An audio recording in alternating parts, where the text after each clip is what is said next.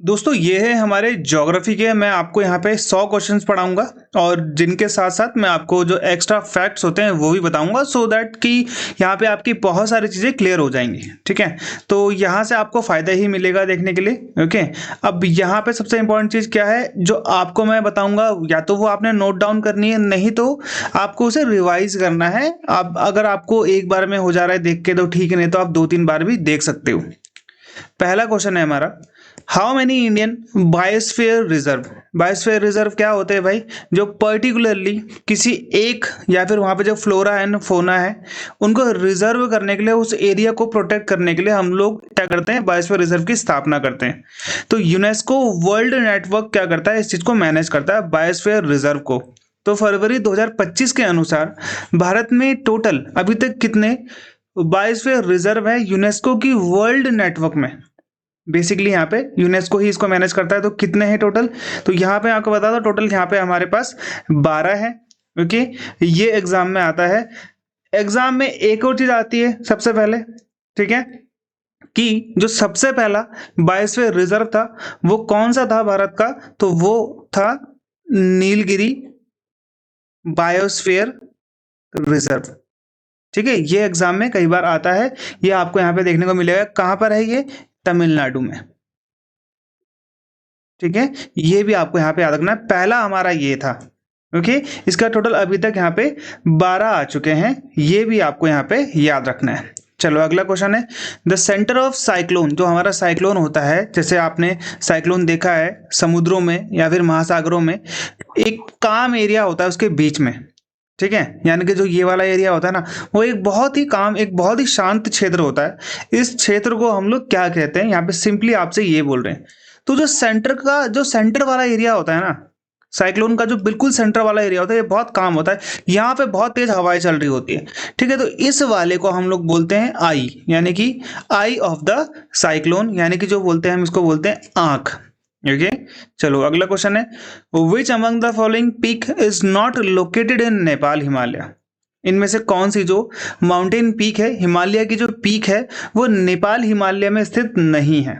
Okay, आपको मैं एक चीज बताता, माउंट एवरेस्ट दुनिया की सबसे ऊंची चोटी है, 8,848 मीटर्स इसकी क्या है, टोटल हाइट है। तो दुनिया की सबसे हाईएस्ट पीक आपकी यही है। अब लोत्से भी नेपाल में है, अन्नपूर्णा भी नेपाल में ही है, लेकिन ये जो कामेत है ना, ये कामेत याद रखना आप लोग, ये उत्तराखंड में है भाई।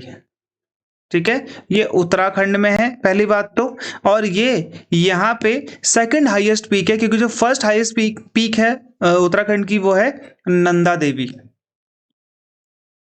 ठीक है, इसकी जो हाइट है वो है 7,817 मीटर। उसके बाद यहाँ पे आपका कामेत आता है। ओके, तो आपका आंसर क्या हो जाएगा? कामेत। द नमामि गंगे प्रोग्राम जो था, यहाँ पे नमामि गंगे प्रोग्राम बेसिकली गंगा को रिजुविनेट करने के लिए, इसको साफ सुथरा दोबारा से बनाने के लिए इसको यहाँ पे स्टार्ट किया गया था।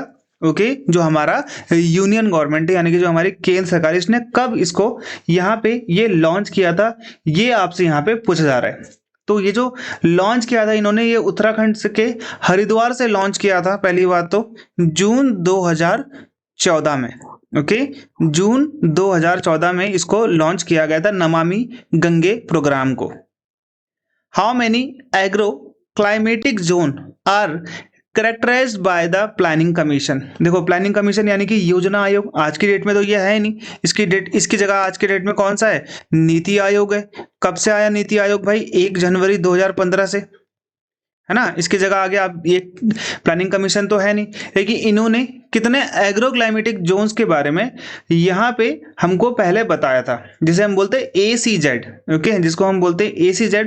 तो टोटल यहाँ पे इन्होंने 15 एग्रो क्लाइमेटिक जोन्स बताए थे, जैसे आपका Ganga plain, eastern plateau, middle Gangetic plain, upper Gangetic plain, eastern Himalayan region, ऐसा करके इन्होंने बहुत सारे 15 रीजन्स के बारे में बताया था, जहाँ पे खेती बाड़ी या फिर जो वहाँ का क्लाइमेट है उसके बारे में यहाँ पे ये लोग डिस्क्राइब करते हैं।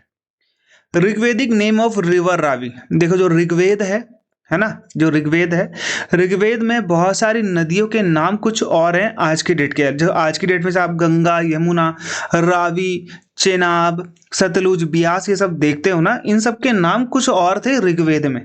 तो यहाँ पे सिंपली आपसे यही पूछा गया है, रावी नदी का ऋग्वेदिक नाम क्या है। देखो रावी से तो याद रखना ये तो हो गया पुरुषनानी, ठीक है, पुरुषानी, ये आप लोग याद रखना। अस्किनी, ये जो अस्किनी था ये किस नदी का नाम था, ये था चेनाब का नाम, ठीक है। वितस्ता, वितस्ता किस नदी का नाम था, झेलम। वितस्ता नदी के किनारे ही तो सिकंदर की लड़ाई हुई है ना। शत्रुदी, शत्रुदी से आप सिंपली कर लोगे, ये था सतलुज नदी, सतलज सतलुज आप बोल सकते हो। और पुरुषनी का क्या हो गया, रावी हो गया। तो हमारा आंसर क्या है, डी। चलो आगे बढ़ते हैं। Which is the upper limit of our atmosphere which extend from the top of the thermosphere up to 10,000 kilometre. Simply यहाँ से ये पूछ रहे हैं कि जो हमारा एटमॉस्फेयर होता है, जैसे मान लो ये हमारी जमीन है, जमीन के ऊपर सबसे पहले कौन सा है, ट्रोपोस्फेयर, जिसे हम बोलते हैं शोमंडल, ठीक है। फिर आता है हमारा स्ट्रेटोस्फेयर, जिसे हम बोलते हैं समताप मंडल। फिर आता है मीजोस्फेयर, जिसे हम बोलते हैं मध्य मंडल। फिर आता है आयनोस्फेयर, जिसे हम बोलते हैं आयन मंडल। फिर आता है आपका एक्सोस्फेयर, जिसे हम बोलते हैं बहाय मंडल। ओके ये जो ट्रोपोस्फेयर है ये 8 से 18 किलोमीटर समथिंग में रहता है। स्ट्रेटोस्फेयर आपका 50 किलोमीटर में समथिंग रहता है। ये जो मीजोस्फेयर आपका 80 किलोमीटर तक में रहता है। ऐसे करके यहाँ पे इन्होंने बहुत सारी चीजों का डिस्क्राइब करके रखा हुआ है। ओके तो यहाँ पे जो सबसे बाहर जो सबसे एक्सटेंड बोलते हैं ना, ये वाला जो आपको दिख रहा है ये 10,000 किलोमीटर, यानी कि ये वो वाला एरिया है जहाँ पे स्पेस शुरू हो जाता है। स्पेस मतलब है, ठीक है, सब कुछ काला है और वो आप उसको गिन भी नहीं सकते हो, ठीक है। पहली बात तो आप उसको गिन भी नहीं सकते हो। यहाँ पे इन्होंने 10,000 किलोमीटर राउंड ऑफ करके दे रखा है। ओके तो वो कौन सा हो गया आपका, एक्सोस्फेयर हो गया। ओके जो सबसे एक्सटेंड पर है, सबसे आउटर एरिया में। When is the small tide form? Small tide का मतलब है छोटे जो टाइड होते हैं, जो आपने देखा होगा ज्वार और भाटा आपने सुने होंगे ना। पहले तो टाइड बनते कैसे है, जो लहरें आती है समुद्र में कैसे बनती है भाई, इसका सिंपल सा आंसर है gravitational pull of sun and moon, ठीक है। देखो ये मून है, यहाँ पे ये अर्थ है, यहाँ पे ये सन है, तो ये दोनों धक्का लगाते हैं अपनी पावर, इनकी जो पावर है ना उससे धक्का लगता है, समझ में आ गया। तो जब धक्का लगता है जो भारत जो अर्थ का समुद्र है वो हिलता है, हिलता है मतलब उसको जो पानी है वो हिलता है। कभी जो टाइड्स होते हैं वो हाई चले जाते हैं, कभी जो टाइड्स होते हैं वो लो चले जाते हैं जब ये वापस आते हैं, ठीक है। तो यहाँ पे सिंपली आपसे यही कह रहे हैं स्मॉल टाइड कब बनते हैं। स्मॉल टाइड तब बनते हैं जब जो सन एंड मून होता है ये राइट एंगल पे होते हैं अर्थ के। देखो यहाँ पे ये हो गया अर्थ, यहाँ पे सन और यहाँ पे मून, तो राइट एंगल बन रहा है ना, ठीक है। जब भी यहाँ पर भी हो सकता है और यहाँ पर भी हो सकता है, तो जहां पर भी ये राइट एंगल बन रहा होगा वहां पे क्या आएगा आपका, स्मॉल टाइड्स आएंगे। जब यहाँ पे ये राइट एंगल को नहीं, जब ये क्या बन रहे होंगे, स्ट्रेट एंगल बन रहे होंगे, तो यहाँ पे आपको देखने को मिल जाएगा कि वहां पे आपका हाई टाइड्स आ रहे हैं। विच of the following animal is used for transport इन तिब्बत। तिब्बत में किस एनिमल का यूज हम लोग ट्रांसपोर्टेशन में करते हैं, तो सिंपल सी बात है वो हम करते हैं याक का, जिसे हम बोलते हैं उनकी भाषा में झुप्पू, ठीक है। कैमल का यूज हम करते हैं डेजर्ट में, जिसको हम बोलते हैं राजस्थान, है ना। लामा भी एक प्रकार की गोट होती है जो कि आप साउथ अमेरिका में इसका आप यूज कर सकते हैं। बुलक एक कैटल होती है पहली बात तो, है ना, ये इसका इस्तेमाल आप ट्रांसपोर्टेशन में करते हो, बट ये इंडिया के रूरल एरियाज में, ग्रामीण क्षेत्रों में इसका इस्तेमाल होता है, ठीक है। अब यहाँ पे है अगला क्वेश्चन, ये मैंडेटरी है, ये मार्क आपको लगाना पड़ेगा। जो भी मार्क आपको फ्रूट जो आपके प्रोडक्ट्स हैं उसको आपको अगर इंडिया में बेचना है तो ये वाला मार्क होना बहुत ज़रूरी है। जैसे जैम बेचते हो, पिकल्स यानी कि जो अचार बेचते हो, फूड प्रोडक्ट्स होते हैं, स्क्वैश होते हैं पीने वाले, जैसे आपने देखा होगा रूह अफ़ज़ा सब होते हैं, तो इसका अगर यहाँ पे मार्क नहीं है तो आप इंडिया में वो सामान यानी कि फूड का जो आइटम है वो आप नहीं बेच पाओगे। तो वो होता है आपका FPO, FPO वाला जो ये है fruit products order, fruits product order, ठीक है। ये वाला मार्क, जैसे एग मार्क आपने सुना होगा, जैसे BIS हॉल मार्क सुना है आपने सोने में, सोने में ये अगर लगा होगा तो यानी कि ये सोना जो है टेस्टेड है। जैसे ISI है, ठीक है, तो ये क्या करता है, ये सामान जो होते हैं, जैसे हेलमेट हमेशा ISI मार्क का ही लेना चाहिए, है ना। तो यहाँ पर ये क्या करता है, स्टैंडर्डाइजेशन को फॉलो करता है, कि यानी कि ये देखता है कि भाई ये जो सामान बन रहा है ये स्टैंडर्ड के अनुसार है या नहीं है। क्या आपने ऐसा हेलमेट बना दिया कि भाई वो हेलमेट बहुत कच्चा है, एक्सीडेंट हुआ और हेलमेट भी टूट गया और सर भी टूट गया, है ना। तो यहाँ पर ISI मार्क होता है तो ये किसी भी सामान के स्टैंडर्ड को यहाँ पे क्या करते हैं, चेक करते हैं। तो हमेशा इसलिए बोला जाता है कि ISI मार्क वाली चीजें ही लेनी चाहिए। What is the range of the intensity scale used in measuring earthquake? earthquake यानी कि जो भूकंप होता है, अभी रिसेंटली भूकंप आया, ठीक है, म्यांमार में, आपको पता है, ठीक है। तो अर्थक्वेक को मेजर करने के लिए जो अर्थक्वेक का स्केल होता है उसकी इंटेंसिटी कितने से कितने के बीच में होती है। अभी आपने देखा 7.7 रिक्टर स्केल का आया, फिर उसके बाद अगले दिन आया 5.5 का, फिर दोबारा से 5.1 का। यहाँ पे 3 भूकंप अभी तक म्यांमार में आ चुके हैं। करंट की बात बता रहा हूँ, अभी करंट अफेयर का है ये।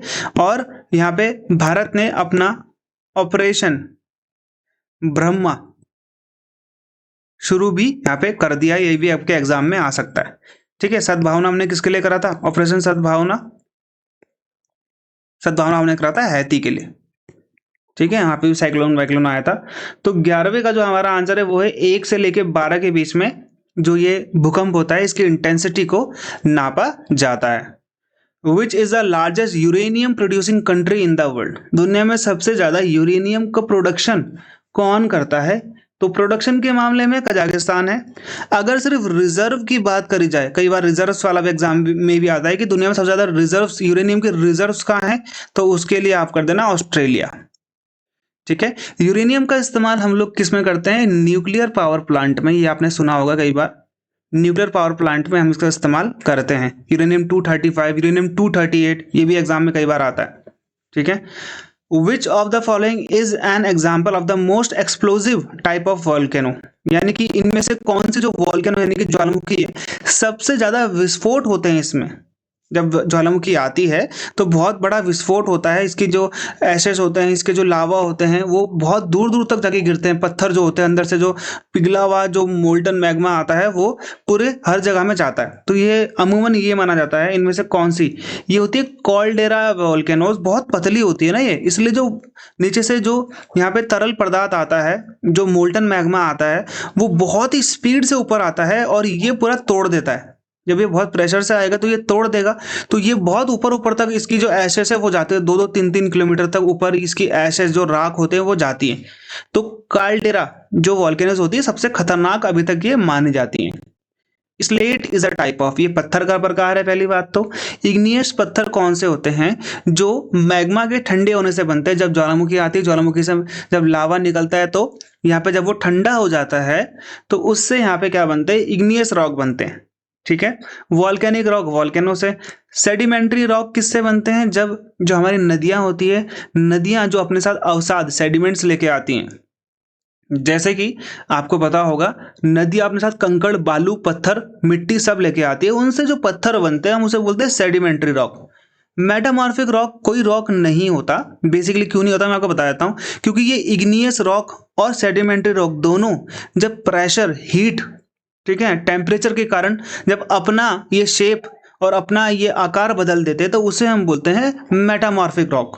समझ में आ गया? तो ये चीज आपको यहाँ पे ध्यान देना है। जो स्लेट है वो अपने आप में क्या है, एक मेटामॉर्फिक रॉक है, यानी कि सी आपका यहाँ पे आंसर हो जाएगा। Which zone separate the crust and mantle? देखो हमने उस टाइम जमीन के ऊपर वाला पढ़ा है ना, ट्रोपोस्फेयर, स्ट्रेटोस्फेयर। अब जमीन के नीचे वाला देख लेते हैं। तो सबसे पहला वाला जो पार्ट होता है वो होता है क्रस्ट, फिर नीचे आता है मेंटल, फिर आता है यहाँ पे कोर, जहाँ पे सब कुछ तरल है। लोहा हो गया, एल्युमिनियम हो गया, सिलिकॉन हो गया, यहाँ पे सब तरल पदार्थ में यानी कि लिक्विड फॉर्म में ही आपको यहाँ पे देखने को मिलेगा। तो यहाँ पे आप इस सिंपल ये पूछ रहे हैं कि जो क्रस्ट है और ये जो मेंटल है इसके बीच में जो ये लाइन है, इस लाइन को हम लोग बोलते हैं मोहो डिसकॉन्टिन्यूटी। ये होती है लाइन कौन सी, मोहो डिसकॉन्टिन्यूटी। ये भी आप लोग याद रखना। वैसे भी ये वाला और ये लिथोस्फीयर तो यही होती है, ठीक है, जो हमारी जमीन होती है। तो ये वाला ऑप्शन आप पहले काट सकते थे क्योंकि ये तो होता है हमारे एटमॉस्फेयर में। विच of the following is an example of terrestrial habitat? Terrestrial का मतलब जो घास, जैसे कि आपको मैं बताता हूँ, नॉर्मली टेरेस्ट्रियल होता है जमीन, पत्थर, ठीक है, पत्थर हो, यानी कि जमीन में रहने वाले हैबिटेट कौन सा है भाई? अगर आप देखोगे सिंपली ग्रासलैंड। ग्रासलैंड क्या है, घास के मैदान है भाई। लेगून पानी में होता है, समुद्र किनारे होता है, तालाब पानी में होता है, दलदल पानी में होता है। घास के मैदान पत्थर वाली जगह में यानी कि जमीन पे होते हैं, मिट्टी में होते हैं, पानी में नहीं होते। ठीक है। पानी में तो लगून आपको मिलेगा। लगून क्या है, जो आपका ये मान लो ये आपका सी शोर है, यहाँ पे एक पानी जम गया, इसके पानी जब ये हाई टाइड से आए यहाँ पर और यहाँ पे पानी जम गया, इसे हम लेगून बोलते हैं। तालाब पानी वाला, स्वयं दलदल, ये आपको पता है। तो टेरेस्ट्रियल वाला कौन सा हो गया, घास के मैदान। अब घास के मैदान पानी में थोड़ा ना उगेंगे, पानी में उगेंगे तो फिर घास के मैदान दिखेंगे कैसे। ठीक है, तो ये आपका आंसर है। Okay, Which of the following is the capital of the Union Territory of Dadar and Nagar Haveli and Daman and Diu. तो एक चीज यहाँ पे आप लोग सबसे पहले इंपॉर्टेंट चीज ये याद रखना कि भाई 26 जनवरी 2020 में ये दोनों पहले अलग अलग हुआ करती थी। दादर और नागर हवेली, दमन एंड दीव दोनों अलग अलग यूटी थी, इन दोनों को मर्ज कर दिया गया। ठीक है, अब पहले दादर और नागर हवेली की सिलवासा थी, दमन एंड दीव की क्या थी, दमन थी, दीव थी, ये भी आप लोग याद रखना। तो इन दोनों को मर्ज कर दिया और इनकी कैपिटल को दमन बना दिया। ठीक है, दादर और Nagar Haveli and Daman and Diu अब एक यूटी है और इस यूटी की जो एक कैपिटल है वो है दमन। ठीक है, ये भी आप लोग याद रखना। पोर्ट ब्लेयर आपको बताया, अंडमान एंड निकोबार है ना, और लक्षद्वीप की कवाराती, ये भी आप लोग यहाँ पे याद रखना। मरमागांव पोर्ट कौन से स्टेट में है, मरमागांव कोर्ट कहाँ पर है, पोर्ट सॉरी ये कहाँ पर है, गोवा में। कई बार आपको मझगांव भी सुना होगा आपने, मझगांव पोर्ट। ठीक है, मझगांव पोर्ट कहाँ पर है, ये महाराष्ट्र में है। ठीक है, ये भी आप लोग याद रखना, मझगांव और मुरमागांव से याद रखना, महाराष्ट्र। ठीक है, तो मझगांव और मुरमागांव दोनों का डिफरेंस आप लोग याद रखेंगे। विच of the following is not a metamorphic rock. Metamorphic rock मैंने अभी बताया था, जब इग्नियस रॉक और सेडिमेंट्री रॉक, इस पे हीट, टेम्परेचर और यहाँ पे जो प्रेशर पड़ता है, जब ये पत्थर चेंज होता है, अपना आकार, अपना शेप चेंज कर लेते हैं, तो उसे हम बोलते हैं मेटामॉर्फिक रॉक। अपना अस्तित्व ही चेंज कर लेते हैं ये। ठीक है, तो इनमें से कौन सा मेटामॉर्फिक रॉक नहीं है। देखो सैंड स्टोन, सैंड का मतलब क्या हो गया भाई, रेत। रेत कहाँ पे मिलती है आपको, नदियों में, जो नदी अपने साथ लेके आती है। तो बलुआ पत्थर यानी कि जो रेत वाला पत्थर बनता है वो किससे बनेगा, सेडिमेंट्री रॉक से बनेगा। तो ये सेडिमेंट्री रॉक है भाई। ठीक है, बाकी सब क्या है, ये मेटामॉर्फिक है। व्हाट इज द पाक स्टेट, बहुत बार एग्जाम में आ रखा है, ये पाइक नहीं है, ये पाक है, PALK। ठीक है, को पायलट कहां से खुल गया। ठीक है, समझ में आ गया, PAIK नहीं है, PALK है, पाल्क। देखो यहाँ पे तो बिल्कुल सही लिखा हुआ। पाक से पाकिस्तान मत समझना, पाक स्टेट इंडिया और श्रीलंका के बीच में एक लैंड बॉर्डर है। बेसिकली स्ट्रेट का मतलब होता है जल मंडरू मध्य। इसका मतलब दो सागर या फिर दो महासागर को बीच में जब एक छोटा सा पानी का पैसेज जोड़ता है उसे हम बोलते हैं स्ट्रेट। ठीक है, तो ये हो गया आपका जल मंडरू मध्य।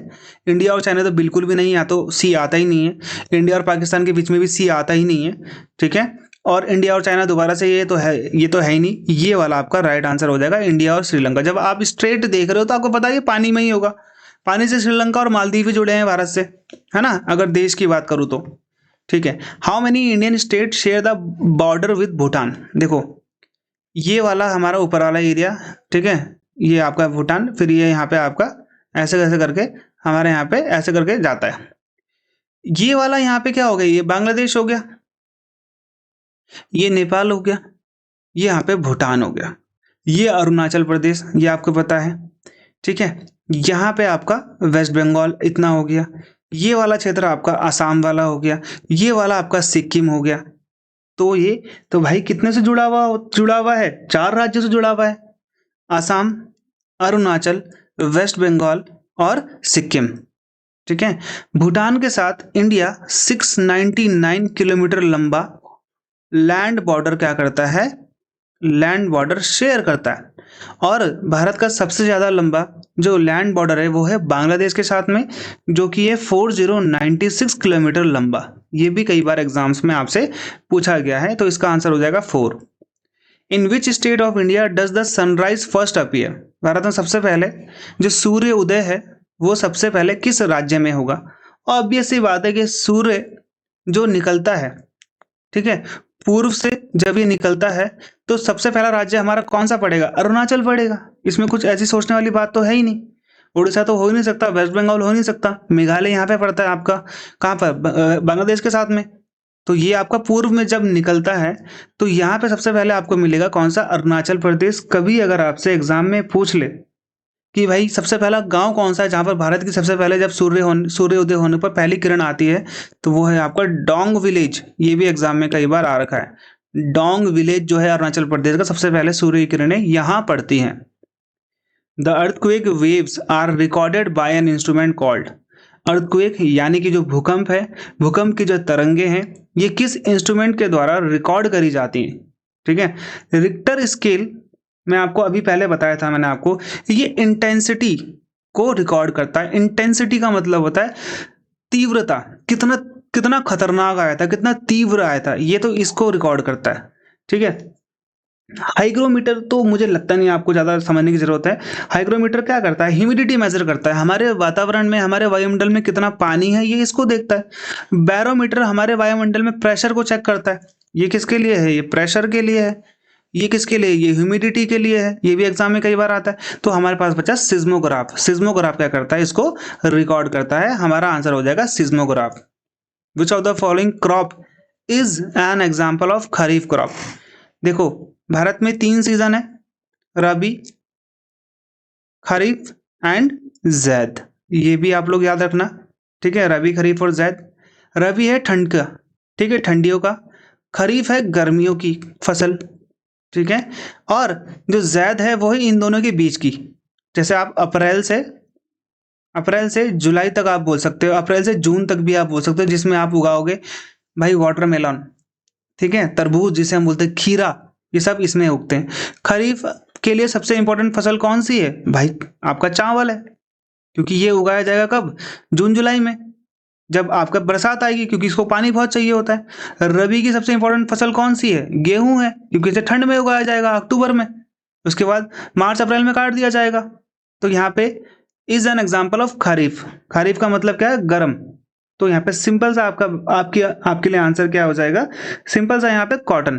ठीक है, जो कपास होता है उसको भी हम लोग कब उगाते हैं? गर्मियों में उगाते हैं। बाकी ये सब वीट हो गया, चना हो गया, मटर, ये सब ठंडियों की फसल है।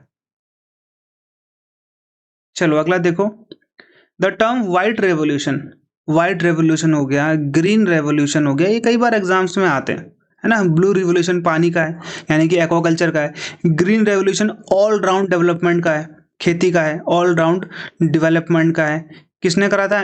भारत में एम स्वामीनाथन ने किया था। 2024 में इनको भारत रत्न भी दिया गया है, ये भी आप लोग याद रखना। ओके, अगर मैं बात करूं वर्ल्ड की, ठीक है, पूरे वर्ल्ड में ग्रीन रेवोल्यूशन किसने स्टार्ट किया था? नॉर्मन ई बोरलॉग ने। ठीक है, ये भी आप लोग याद रखना, यूएसए से स्टार्ट किया था ग्रीन रेवोल्यूशन। तो यहाँ पे व्हाइट रेवोल्यूशन, सफेद क्या होता है? दूध होता है। तो यहाँ पे क्या हो जाएगा आपका? मिल्क। ठीक है, ये किसने स्टार्ट किया था? एग्जाम में कई बार आता है व्हाइट रिवोल्यूशन। तो डॉक्टर वर्गीस कुरियन, ये है the father of white revolution in India. ठीक है, सेंट्रल पोटैटो रिसर्च इंस्टीट्यूट, केंद्रीय आलू अनुसंधान संस्थान, ये कहाँ पर है? ये है शिमला। ये भी याद रखना आप लोग। किसकी राजधानी? हिमाचल प्रदेश की राजधानी। दूसरा इंपॉर्टेंट यहाँ पे क्या आता है? उत्तर प्रदेश दुनिया का मैं क्या बोलूं, भारत का सबसे ज्यादा आलू प्रोड्यूस करने वाला क्या है? राज्य है। ये भी याद रखना आप लोग। ये तो पोटैटो का हो गया। अच्छा, राइस रिसर्च इंस्टीट्यूट कहाँ पर है? सेंट्रल राइस रिसर्च इंस्टीट्यूट, ठीक है, CRRI बोलते हैं। ये कटक में, उड़ीसा के कटक में। ये भी आ सकता है आपका राइस का। ठीक है, अब यहाँ पे करनाल दे रहे, करनाल बहुत इंपॉर्टेंट है। ये आता है नेशनल डेयरी रिसर्च इंस्टीट्यूट, ये भी यहाँ पर है। ठीक है, हैदराबाद में क्या है? ये है Panchayati Raj development institute, national institute of rural development and Panchayati Raj, जिसे हम बोलते हैं NIRDPR, national institute of rural development and Panchayati Raj. ये कहाँ पर है? हैदराबाद, तेलंगाना की राजधानी। Okay, the high yielding varieties, HYV seed बोलते हैं जिसको हम, जो बीज जो अधिक पैदावार देते हैं। ठीक है, ये सबसे पहले कहाँ पे डेवलप किए गए थे? क्योंकि HYV सीड्स भारत की जो ग्रीन रिवोल्यूशन है इसका बहुत इंपॉर्टेंट पार्ट है। पहले जो हमारे पास बीज होते थे वो ज्यादा पैदावार नहीं देते थे, तो ग्रीन रेवोल्यूशन का मेन सोर्स HYV भी था, हाई यील्डिंग वैरायटी सीड्स भी था, ज्यादा उपज देने वाले बीज का प्रयोग करना। ठीक है, तो सबसे पहले इसका प्रयोग नॉर्मन ई बोरलॉग जो कि ग्रीन रिवॉल्यूशन के पिता कहे जाते हैं पूरी दुनिया के। इन्होंने मैक्सिको से इसको स्टार्ट किया था। ठीक है। जवाहरलाल नेहरू पोर्ट ये कहाँ पर है? पहली चीज तो याद रखना, दुनिया का नहीं बोल रहा हूँ, भारत का सबसे बड़ा कंटेनर पोर्ट अगर आपसे पूछा जाए, भारत का सबसे बड़ा पोर्ट अगर आपसे पूछा जाए तो आप बोलोगे महाराष्ट्र का जवाहरलाल नेहरू पोर्ट। इस पोर्ट का दूसरा नाम क्या है? इस पोर्ट का दूसरा नाम है नाहवा शेवा। ये भी एग्जाम में आता है कि नाहवा शेवा पोर्ट कहाँ पर है, तो ये है आपका महाराष्ट्र में। ये कई बार एग्जाम में आ रखा है। Which one of the following is a Japanese word that means harbour wave? Harbour wave का मतलब क्या है? बंदरगाह की लहरें, बड़ी बड़ी लहरें। तो जापानीज लोग सुनामी से बड़ा डरते हैं। ठीक है, तो इनके लिए ये वर्ड क्या है? पहली बात तो ये वर्ड ही जापानीज वर्ड है जिसमें टी साइलेंट होता है और हम इसको सुनामी कहते हैं। ठीक है, तो ये जो सुनामी होता है इसका मतलब क्या होता है? हार्बर वेव्स, यानी कि जो बंदरगाहों की लहरें होती है। विच is the best planned city of India? Bharat की पहली भी बोल सकते हो, बेस्ट भी बोल सकते हो, आप जो आपको बोलना है वो भी बोल सकते हो, क्योंकि एग्जामिनर को जो बोलना होगा वो बोलेगा। ठीक है, आपको सिर्फ आंसर करना है। ठीक है, तो सबसे पहली प्लान्ड सिटी भारत में चंडीगढ़ है, इसमें ऐसा कोई शक वाली बात नहीं है। ठीक है, ये पंजाब और हरियाणा की कैपिटल सिटी भी है, ये भी आप लोगों को यहाँ पे याद रखना है। कभी आपसे एग्जाम में पूछ लिया जाए रॉक गार्डन कहाँ पर है भारत में, कभी आपसे रोज गार्डन पूछ लिया जाए कहाँ पर है, तो दोनों कहाँ पर है? ये चंडीगढ़ में है, ये भी आप लोग याद रखना। बांधवगढ़ टाइगर रिजर्व ये कहाँ पर है? भारत का सबसे पहला टाइगर रिजर्व कौन सा है? कभी अगर आपसे पूछ लिया जाए तो याद रखना, आपने बोलना है कॉर्बेट टाइगर रिजर्व। और कभी अगर आपसे ये भी पूछ लिया जाए कि भारत का सबसे पहला नेशनल पार्क कौन सा है, तो वो है जिम कॉर्बेट नेशनल पार्क। ठीक है, कब इसकी स्थापना हुई थी? 1936 में इसकी स्थापना होती है। किसके नाम पर?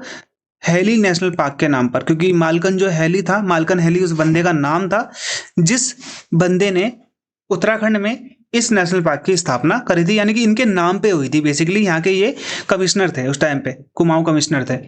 तो बांधवगढ़ टाइगर रिजर्व कहाँ पर है? ये आपसे यहाँ पे पूछा गया है। तो बांधवगढ़ टाइगर रिजर्व कहाँ पर है भाई? मध्य प्रदेश में ये स्थित है। हीराकुंड डैम किस नदी पर बनाया गया है? बहुत सिंपल सा क्वेश्चन है। कभी अगर आपसे ये पूछ लिया जाए कि जो ये हीराकुंड डैम है इसकी स्पेशलिटी क्या है, तो भारत का सबसे लंबा डैम, याद रखना, भारत का सबसे लंबा डैम भी आप बोल सकते हो। ठीक है, लंबाई इसकी 4.2 किलोमीटर लंबा है भारत का, याद रखना। ठीक है, ये मैंने आपको बता दिया। अभी आपका आगे एक और आएगा तो उसमें आपको अच्छे से मैं डिस्क्राइब करूंगा। ओके, तो ये है महानदी में। महानदी कहाँ पर है भाई? ओडिशा में। ठीक है, ये भी आप लोगों को यहाँ पे याद रखना है। भाई ये कब बनकर तैयार हुआ था? 1957 में ये बनके तैयार हो गया था। सरिस्का टाइगर रिजर्व कहाँ पर है? अभी आपका बांधवगढ़ था मध्य प्रदेश में, अब सरिस्का कहाँ पर है भाई? ये राजस्थान में। ठीक है, ये भी आप लोग यहाँ पे याद रखेंगे। उत्तराखंड में कौन सा था? Corbett tiger reserve, Jim Corbett tiger reserve, एक ही बात है। ठीक है, ये भी आप लोग को याद रखना है।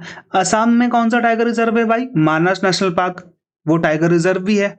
ठीक है, वेस्ट बंगाल में कौन सा है भाई? Sundarban tiger reserve, Sundarban national park, दोनों यहीं पर ही है, एग्जाम में कई बार आता है। सर इसका कहां पर है? राजस्थान में है। डोलोमाइट इनमें से किस मेटल का ओर है? ठीक है, किस मेटल से आपको डोलोमाइट निकलते हुए देखने को मिल जाएगा? Dolomite is the ore of calcium. ये आप लोगों को यहाँ पे याद रखना है, कई बार एग्जाम में आता भी है। और आप लोगों को ये याद रखना है एल्युमिनियम का कौन सा होता है, ठीक है, पोटेशियम का कौन सा होता है, स्ट्रोंटियम का कौन सा होता है। अभी आगे इससे रिलेटेड आएगा तो मैं वहां पे आपको ये बता दूंगा, लेकिन आपको वो सब भी याद रखने हैं। विच of the following countries border does not touch China? इनमें से कौन सी कंट्री का जो बॉर्डर है वो चाइना को टच नहीं करता है? पहली चीज आपको ये समझनी है, दुनिया में एकमात्र ऐसा देश है चाइना जिसकी जो लैंड की जो बाउंड्री है वो सर्वाधिक देशों से लगती है। तो याद रखना, जो चाइना की लैंड बाउंड्री है, जो लैंड टेरिस्ट्रियल बाउंड्री है, वो 14 कंट्रीज से लगती है। जैसे भारत की 7 देशों से लगती है ना, उसी प्रकार चाइना की 14 देशों से लगती है। ठीक है, तो इनमें से किसकी नहीं लगती है? तो भाई कंबोडिया, साउथ एशियन कंट्री है ये, इसकी तो लगती नहीं है। ठीक है। कंबोडिया, ये आप लोग यहाँ पे आ जाएंगे, कंबोडिया देश की राजधानी चाइना से नहीं लगती है। Which river originates from Tibet and enters India through Arunachal Pradesh? बहुत सिंपल सा क्वेश्चन है। चंबल नदी भाई कहाँ की नदी है? ये सेंट्रल इंडिया की नदी है। गोदावरी नदी भाई महाराष्ट्र से निकलती है ना। कावेरी नदी साउथ सदर्न नदी है। ब्रह्मपुत्र ही एकमात्र ऐसी नदी है जो नॉर्थ से निकलती है। इन सभी ऑप्शंस में से इनको आप पहले काट सकते हैं, जिस बच्चे को नहीं भी पता होगा वो भी ये कर लेगा, क्योंकि ये तीनों ही नदी भारत के या तो सेंट्रल पार्ट या तो सदर्न पार्ट से थी, है ना। ब्रह्मपुत्र नदी आप बिना देखे भी टिक मार सकते थे, बिना सोचे समझे भी टिक मार सकते थे, क्योंकि यही एकमात्र ऐसी नदी है जो उत्तर में है और तिब्बत भारत के उत्तर में है। ठीक है, तो यहाँ पे याद रखना तिब्बत में है एक मानसरोवर लेक, कैलाश पर्वत के पास मानसरोवर झील जिसे हम बोलते हैं। यहां से बेसिकली तो 3 नदियां निकलती हैं। ठीक है, एक तो नदी निकलती है भाई इंडस रिवर, अभी आगे मैं आपको डिस्कस कर दूंगा अगर क्वेश्चन आएगा तो। फिर निकलती है यहां से कौन सी? सतलुज नदी। फिर निकलती है यहां से सांगपो नदी। ये सांगपो नदी जब भारत के अरुणाचल प्रदेश से एंटर करती है तब इसका नाम हो जाता है ब्रह्मपुत्र। ब्रह्मपुत्र बेसिकली असम में बोलते हैं, अरुणाचल में तो उसको दिहांग या दिबांग कहते हैं। ये भी आप लोग याद रखना, कई बार एग्जाम में आ रखा है कि ब्रह्मपुत्र का अरुणाचल में नाम क्या है। ठीक है, तो यहाँ पे ब्रह्मपुत्र आपका राइट आंसर हो जाएगा। In which year did Afghanistan join SAARC? South Asian association for regional corporation. पहले तो आपको यही याद रखना है। ठीक है, सार्क की स्थापना भाई बहुत इंपॉर्टेंट है। सार्क की स्थापना ढाका में होती है। ठीक है, सार्क का मुख्यालय जिसका बोलते हैं सेक्रेटरीट नेपाल के काठमांडू में है, ये भी याद रखना। इसमें टोटल आज के डेट में तो 8 मेंबर हैं, क्योंकि इसमें ऑब्जर्वर स्टेट भी है। वैसे 7 बोलते हैं, अफगानिस्तान को ये लोग मानते नहीं है क्योंकि वहां पे तालिबान ने टेक ओवर कर लिया था। अब इसकी मीटिंग होती भी नहीं है सार्क की, अब इसको इतनी इंपॉर्टेंस मिलती भी नहीं है। ठीक है, तो ये आप लोग यहाँ पे याद रखना। जो अफगानिस्तान है इसने 2007 में सार्क को ज्वाइन करा था, हालांकि सार्क बहुत पहले बन चुका था। ओके, कई बार एग्जाम में आता भी है। ओके, चलो। In which of the following is a greenhouse? Which of the following is a greenhouse gas और a gas which can deplete the ozone layer? देखो यहाँ पे ये हो गया आपका ट्रोपोस्फियर। ठीक है, ये हो गया आपका स्ट्रेटोस्फियर। मैं यहाँ पे बना देता हूं ट्रोपो और स्ट्रेटो। इसके बीच में एक लेयर और है जिसको हम बोलते हैं कौन सी? Ozone layer. ये जो ओजोन लेयर है ना, सन से जो हानिकारक किरणें आती हैं, ठीक है, जो हानिकारक यहाँ पे किरणें आती है जिसे हम बोलते हैं अल्ट्रा वायलेट रेस, जिससे इंसान को क्या किसका खतरा है? स्किन कैंसर होने का खतरा है। तो ये जो ओजोन लेयर होती है ये हमको प्रोटेक्ट करती है, ये इसकी इंटेंसिटी को कम कर देती है, जैसे ट्रोपोस्फियर में जो अल्ट्रा वायलेट रेज है बहुत कम पहुंचती है। तो ये जो ओजोन लेयर है ये स्ट्रेटोस्फियर में स्थित है, पहली बात तो ये याद रखेंगे। कई बार एग्जाम में आता है कि कितने किलोमीटर ऊपर स्थित है ओजोन लेयर, तो 35 से 50 किलोमीटर की ऊंचाई पर ओजोन लेयर स्थित है हमारे वायुमंडल में। तो इनमें से कौन सी ग्रीन हाउस गैस, यानी कि वो गैस जो ओजोन लेयर को खराब कर रही है, जैसे carbon dioxide green house gas है, ये आपको पता है ना। तो यहां पर ये क्या है? CH2CIF। ठीक है, CH2CIF क्या है? हाइड्रोक्लोरोफ्लोरोकार्बन। सिंपली आप CFC आपने सुना होगा, CFC है, HFC है, ये सब क्या करती हैं? खराब कर देती हैं हमारे वायुमंडल को। मीथेन हो गया, कार्बन मोनोऑक्साइड हो गया। ओके, और क्या हो गया हमारे यहाँ पे?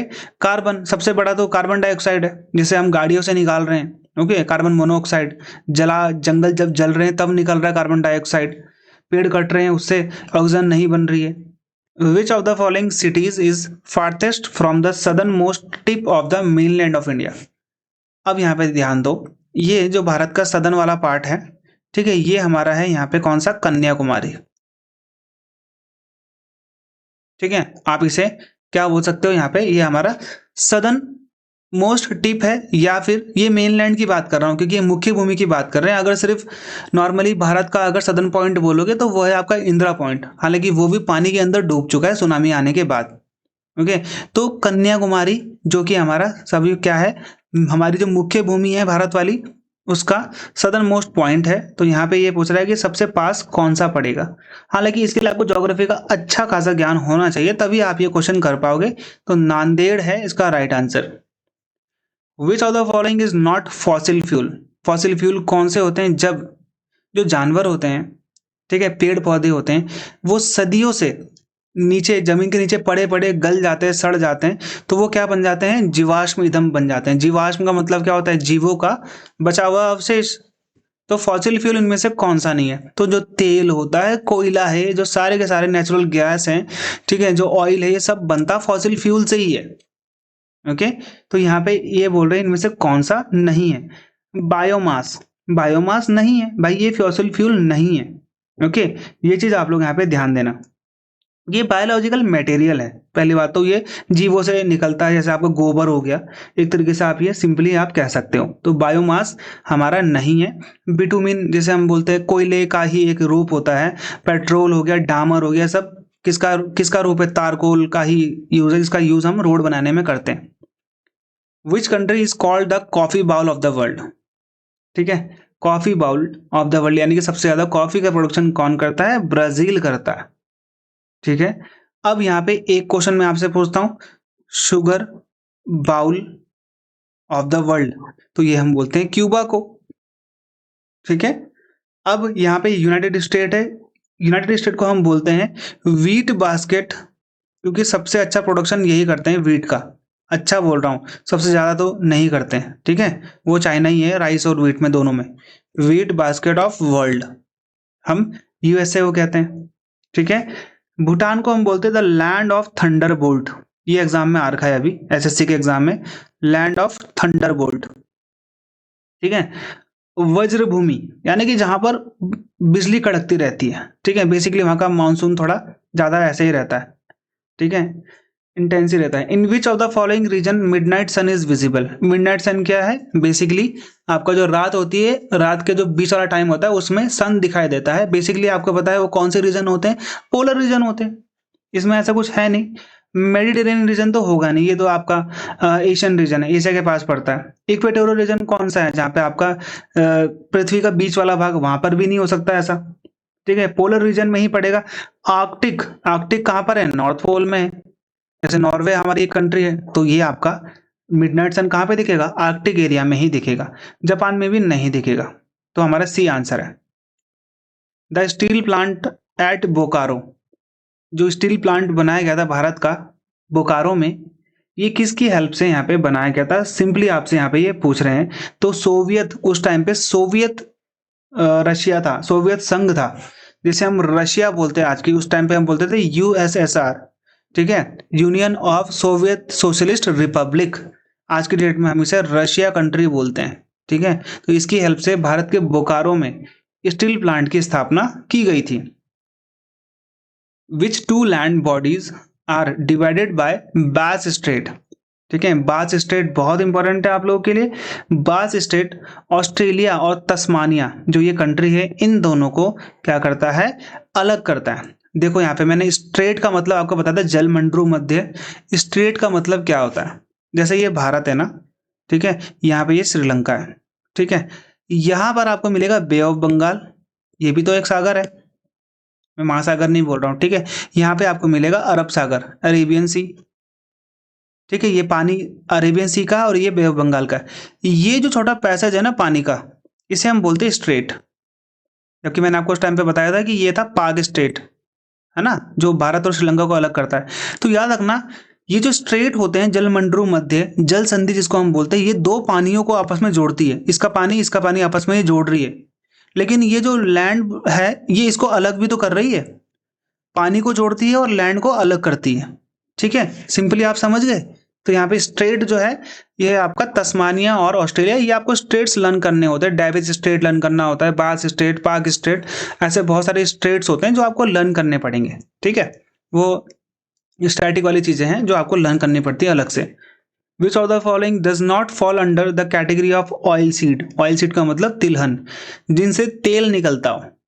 ठीक है, ये आपसे यहाँ पे पूछा गया है। ग्राउंडनट से आप तेल निकाल सकते हैं, मूंगफली का तेल आप लोगों को पता है, तिल का तेल भी आप लोगों ने कई बार देखा हुआ है, सोयाबीन ऑयल भी आप लोगों ने सुना है। ओट्स का तेल कभी भी नहीं होता, ओट्स तो हम लोग खाते हैं जैसे नाश्ते वास्ते में, वो होता है। ओटावा एक कैपिटल सिटी है कौन सी कंट्री की? सिंपल सी बात है, इसमें ऐसा कुछ है नहीं जो आपको समझने वाली चीज है। सिंपली आपसे यहाँ पे कैपिटल पूछी गई है। तो ओटावा किसकी कैपिटल है भाई? कनाडा की। ठीक है। ग्रीस की कैपिटल क्या है जहां पे दुनिया में पहली बार ओलंपिक खेल खेले गए थे? एथेंस। ठीक है। फ्रांस की पेरिस है। ठीक है। नॉर्वे की ऑस्लो है। ये भी आप लोगों को यहाँ पे याद रखनी है। The natural gaps across the mountain which provide route are called. देखो ये हो गया आपका माउंटेन। ठीक है। मैं खुद पहाड़ी आदमी हूँ। माउंटेन्स होते हैं, यहाँ पे हम लोग को कई बार चलना पड़ता है इस माउंटेन से इस माउंटेन। किसका घर यहाँ पर है, किसी का घर यहाँ पर है। तो दो माउंटेन के बीच में जो रास्ता होता है, जो पगडंडी होती है, इसे हम हिंदी में तो बोलते हैं दर्रा। ठीक है। और इंग्लिश में बोलते हैं पासेस। और याद रखना तिब्बती भाषा में इसे बोलते हैं ला। इसलिए आपने सुना होगा जोजीला, है ना, शिपकीला, खारदुंगला। ये सब आपने जो ला सुने ना, इसका मतलब पास होता है, यानी कि दो पहाड़ियों को जोड़ने वाला रास्ता। तो हम उसे बोलते हैं पासेस। ठीक है। चलो, the vertical movement of air is termed as. ठीक है, ऊर्ध्वाधर। एक आपने सुना होगा वर्टिकल और आपने सुना होगा हॉरिजॉन्टल। ठीक है। तो जब यहाँ पे जो हवा है उसका जो मूवमेंट होता है वो वर्टिकल होता है। ठीक है। तो उसको हम बोलते हैं एयर करंट। ठीक है, एयर करंट। जब वायु धारा, ओके, ये अशांति होगा नहीं, गतिशीलता होगा नहीं और विंड होगा नहीं, सिंपली आप इसे एयर करंट भी बोल सकते थे। जैसे आपने सी करंट भी सुना होगा, है ना, हम्बोल्ट करंट सुना है आपने, कैनरी करंट सुना होगा आपने, गिनी करंट सुना होगा आपने, पेरू करंट सुना होगा। पेरू हम्बोल्ट तो एक ही एक है। ठीक है। ऐसे बहुत सारे करंट सुने होंगे ना। ठीक है। तो वो होते हैं आपके सी के। वैसे ही आपके जो हवा के होते हैं वो होते हैं आपके एयर करंट। जैसे आपने श्रिंकिंग 60s, फ्यूरियस 40s सुना होगा आपने, है ना, हॉर्स लैटिट्यूड के आसपास वो बहते हैं। ओके। तो ऐसे ही जो हवा के होते हैं वो वर्टिकल मूवमेंट होता है उनका, उसे हम बोलते हैं एयर करंट। ठीक है। The approximate period between two consecutive new moons. अब यहाँ पे ध्यान देना, न्यू मून्स क्या होते हैं भाई? पूर्णिमा। ठीक है। जो दो पूर्णिमा होती है उनके बीच में टाइम पीरियड कितना होता है? बीच में भाई एक अमावस्या भी तो आएगी, बीच में एक अमावस्या भी तो आएगी ना। ठीक है। तो याद रखना ये होता है सबसे इंपॉर्टेंट आप लोगों के लिए। तो ये 29.5, 30 दिन आप लगा लो। तो जब आपने देखा होगा अगर 1 तारीख को अमावस्या है, वो सॉरी पूर्णिमा है, तो आपको 30 तारीख के आसपास भी दोबारा से पूर्णिमा देखने को मिल जाएगी और 15 को हमको अमावस्या देखने को मिलेगी। ठीक है। नो मून बोलते हैं अमावस्या को, फुल मून बोलते हैं किसको? यहाँ पे पूर्णिमा को। और अगर एक ही महीने में 2 पूर्णिमा आ जाती है तो उसे हम बोलते हैं once in a blue moon. दूसरा वाला ब्लू मून होता है, once in a blue moon. आपने इंग्लिश में कई बार कहावत भी सुनी होगी। ठीक है। चलो, कलाकड़ मुंडेनथुलई टाइगर रिजर्व कहाँ पर है? ठीक है। ऐसे ऐसे क्वेश्चन ही आपको देखने को मिलेंगे। तो ये आपका है तमिलनाडु में। ओके। ठीक है। चलो, अगला है which of the following process is responsible for causing rain. भाई जो रेन होती है, यानी कि जो बारिश होती है, वर्षा होती है, उसके लिए इनमें सबसे बड़ा कारण कौन सा है? फिल्टरेशन हो नहीं सकता, इवापोरेशन एक कारण है, कंडेंसेशन भी एक कारण है। देखो हवा है, गर्म हवा, ये ऊपर उठेगी, ऊपर जाएगी वायुमंडल में, वायुमंडल ठंडा है। ठीक है। तो वहां पे जाके ये हवा ठंडी हो जाएगी और जो वहां पे बादल है उसके साथ मिलकर ये पानी बनकर नीचे गिर जाएगी। जब ये ऊपर जा रही है सूख के, तो ये तो हो गया आपका इवेपोरेशन।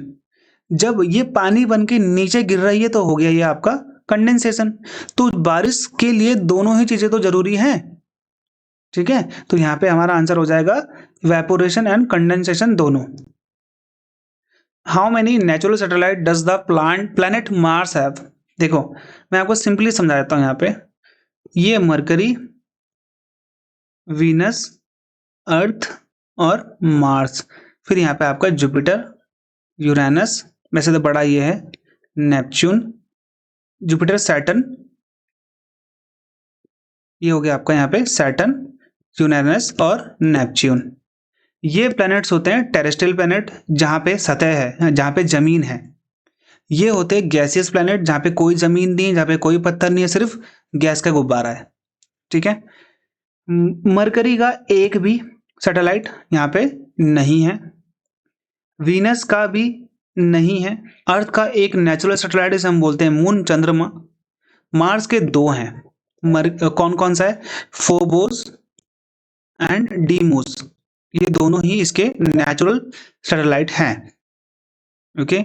जुपिटर के कितने हैं? बहुत सारे, अभी तो 95 समथिंग हो चुके हैं। सैटर्न के भी सबसे ज्यादा नेचुरल सैटेलाइट वाला ये पहले ये था, अब ये बन चुका है सैटर्न, जिसे हम बोलते हैं हिंदी में शनि, जिसे हम बोलते हैं इसे बृहस्पति, जिसे हम बोलते हैं मंगल। मंगल भारी है बोलते हैं ना, वो यही है मार्स। इसको पता भी नहीं कि मैं कितना भारी हूं। ठीक है, तो ये D. Which is the closest star to earth after sun? देखो ये आपका अर्थ है। अर्थ के सबसे पास में स्टार, देखो मून सबसे पास में, अगर कोई भी ऑब्जेक्ट है तो वो मून है। अगर सेलेस्टियल ऑब्जेक्ट की अगर मैं बात करूंगा तो वो तो मून है, लेकिन मून स्टार में नहीं आता, क्योंकि मून जो है अपनी एनर्जी सन से या फिर दूसरे स्टार से लेता है। स्टार क्या है? जो अपनी एनर्जी खुद बनाता है। तो सबसे पास में तो सन है। ठीक है, यहाँ पे सिर्फ इसने आफ्टर सन बोला हुआ है, तो वो कौन सा है? Proxima Centauri. अगर मैं सन, अगर हमारे सेलेस्टियल, अगर मैं बोलूं कि हमारे सौर मंडल में, सोलर सिस्टम में सबसे बड़ा स्टार कौन सा है, तो आपने सन लिखना है। ठीक है, अगर यहाँ पे क्वेश्चन आता है कि सन के बाद अर्थ का सबसे पास में स्टार कौन सा है, तो प्रॉक्सिमा सेंचुरी है। ये 3 स्टार्स का एक ग्रुप है। ठीक है, which one of the following is the world largest hot desert? दुनिया का सबसे बड़ा हॉट यानी कि गर्म मरुस्थल कौन सा है? यहाँ पे आपसे ये क्वेश्चन पूछा गया है, तो वो आपको पता है, सहारा। ठीक है, अगर मैं आपसे पूछूं दुनिया का सबसे बड़ा, ठीक है, कोल्डेस्ट डेजर्ट अगर कभी आपसे पूछ लिया जाए तो आप क्या कहेंगे? तो आपका अंटार्कटिका होना चाहिए। क्यों?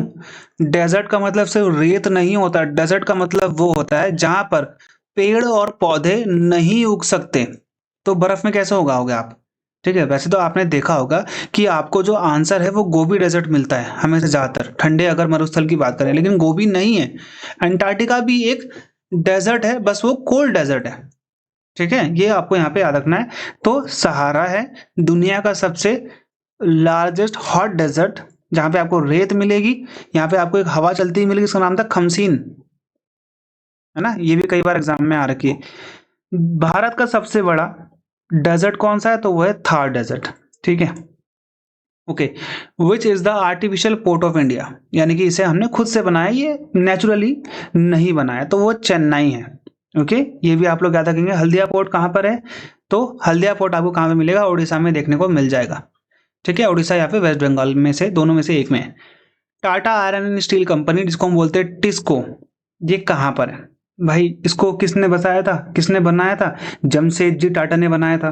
कब बनाया था? 1907 में बनाया था।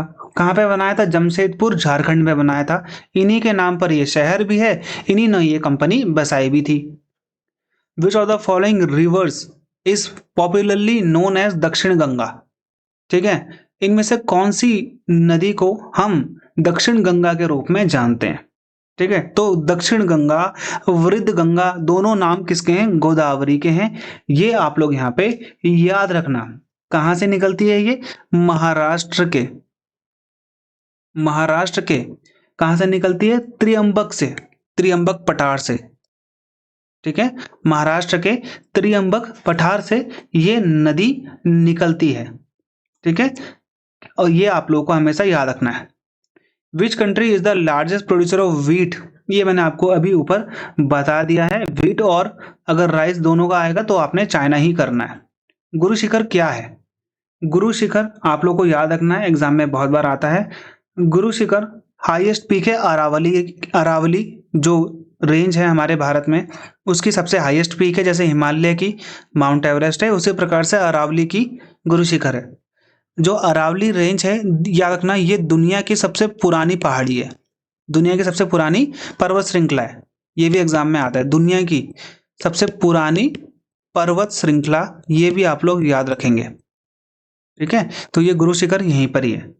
ओके, ये भी आप लोगों को याद रखना है। अगला क्वेश्चन देखो, विच country is the largest producer of timber in the world? यानी कि लकड़ी का सबसे ज्यादा प्रोडक्शन यूनाइटेड स्टेट करता है भाई, ब्राजील करता है। कॉफी का ये भी आप लोग को मैंने उस टाइम पे बताया था। Which of the following Himalayan region is known as Shivalik? जहां पे मेरा घर है, जहां पे मैं अभी आपके लिए वीडियो बना रहा हूँ, वो शिवालिक रेंज में ही पड़ती है है ना। हरिद्वार, ऋषिकेश, मसूरी, देहरादून का मैक्सिमम पार्ट शिवालिक रेंज के अंतर्गत ही आता है। ठीक है, तो शिवालिक रेंज देखो सबसे पहला आता है आपका ट्रांस हिमालय। ठीक है, बृहद हिमालय इसको आप बोल सकते हो, यानी कि सबसे ओल्डेस्ट हिमालय इसको आप बोल सकते हो। फिर आता है आपका ग्रेट हिमालय, हायर हिमालय भी बोलते हैं। फिर आता है आपका लेसर हिमालय, जिसे मिडिल हिमालयस भी कहते हैं। फिर आपका आता है शिवालिक। फिर आता है आपका गंगा प्लेन। ठीक है, जैसे आपका हरिद्वार हो गया, जैसे आपका उधम सिंह नगर हो गया, ऋषिकेश वाला इलाका हो गया, वो प्लेन्स में आ जाता है। ठीक है, तो ये वाला जो एरिया है इसे हम बोलते हैं शिवालिक, जो कि किस में आता है, आउटर हिमालयाज में आता है, यानी कि बाह्य हिमालय में हम इसको लेते हैं। What is the number of natural satellite of planet Venus, अभी आपको बताया था, मरकरी हो चाहे वीनस हो, उनके जो नेचुरल सैटेलाइट है वो 0 है ना। इसमें ऐसी कोई नॉर्मल ऐसा कुछ है नहीं जो आपको याद करने वाली चीज है। Which of the following planet now referred as dwarf planet, dwarf का मतलब होता है बोना। ठीक है, अब याद रखना प्लूटो जो था ना, वो पहले हमारा एक ग्रह था। पहले हमारे पास सोलर सिस्टम में 9 ग्रह थे, जिसमें से इंटरनेशनल एस्ट्रोनॉमिकल यूनियन ने 2006 में प्लूटो को ग्रह का दर्जा खत्म कर दिया, जिसको हम हिंदी में यम बोलते हैं। ठीक है, इसका दर्जा खत्म कर दिया और इसे क्या बना दिया, फिर ड्वार्फ प्लैनेट बना दिया। खासी ट्राइब भारत के किस स्टेट में रहती है, आपने सुना होगा खासी, गारो, जयंतिया, है ना। ये हिल्स भी है, ये ट्राइब्स भी हैं, जो कि कहाँ पर है, भारत के मेघालय में ये रहती हैं। असम में कौन सी ट्राइब रहती है, बोडो ट्राइब, ये भी आप लोगों को याद रखनी है। Which of the following planet takes only 88 days to make 1 revolution of the sun, हर जो ग्रह होगा हमारे सोलर सिस्टम में वो सन का चक्कर लगा रहा है। जैसे जो ये अर्थ है, अगर ये जो अर्थ है ये सन का चक्कर कितने में लगाती है, 365 दिन, है ना। ये आप लोगों को पता है, इसमें ऐसा कुछ है नहीं। ठीक है, 5 घंटे 48 मिनट 42 सेकंड समथिंग ऐसा लगाते, तभी तभी 4 साल में एक बार लीप ईयर होता है ना। तो समथिंग इतना यहाँ पे ये टाइम पीरियड लगता है, कई बार 6 घंटे भी हो सकते हैं, मे बी ऐसा है। ठीक है, 6 आवर 48 सेकंड समथिंग कुछ है, बट आप इतना ही याद रखेंगे, नॉर्मली इतना ही आता है आपका। ठीक है, अब यहाँ पे जो सबसे कम टाइम पीरियड लगाता है वो कौन सा हो गया भाई, हमारे टेरेस्ट्रियल प्लैनेट्स की बात कर रहा हूँ बस। ठीक है, वैसे तो जुपिटर का भी है भाई, वो रिवोल्यूशन ही, वो रोटेशन ही 10 आवर्स में कर लेता है। ठीक है, रोटेशन अलग है, रिवोल्यूशन अलग है, परिभ्रमण और परिक्रमण। ओके, तो ये मरकरी है, सबसे पहला ग्रह है जो कि सन के पास में है। ये 88 डेज लगाता है अर्थ किसके, सन के चक्कर काटने में। ओके, और अर्थ लगाता है 365 दिन। Which of the following is considered as the world wettest continent, wettest का मतलब सबसे गीला, सबसे ज्यादा बारिश पड़ती है, सबसे ज्यादा बारिश पड़ेगी तो सबसे ज्यादा जंगल भी होंगे वहां पे। तो दुनिया का सबसे ज्यादा जंगल कहां पर है, अमेजन फॉरेस्ट, इसको हम पृथ्वी का लंग्स भी कहते हैं, लेकिन उसको खत्म किया जा रहा है दिन प्रतिदिन। ठीक है, तो ये हो गया आपका South America. Okay, Argentina Brazil वाला area. How does the sun gets its energy, यानी कि सन के पास जो एनर्जी वो कहाँ से आ रही है भाई, कोई तो उसे इलेक्ट्रिसिटी जाके प्रोवाइड नहीं कर रहा है ना, तो वो कहाँ से आ रही है भाई, न्यूक्लियर फ्यूजन हो रहा है। न्यूक्लियर फ्यूजन किसका हो रहा है, हीलियम और हाइड्रोजन का हो रहा है, ये याद रखना आप लोग, किसका हो रहा है, हीलियम और हाइड्रोजन आपस में मिल रहे हैं, जिससे न्यूक्लियर फ्यूजन हो रहा है, जिससे एनर्जी जनरेट हो रही है। ओजोन लेयर होती है वो कहाँ पर है, मैंने आपको अभी बताया था, ओजोन लेयर आपको स्ट्रेटोस्फेयर में मिलेगी।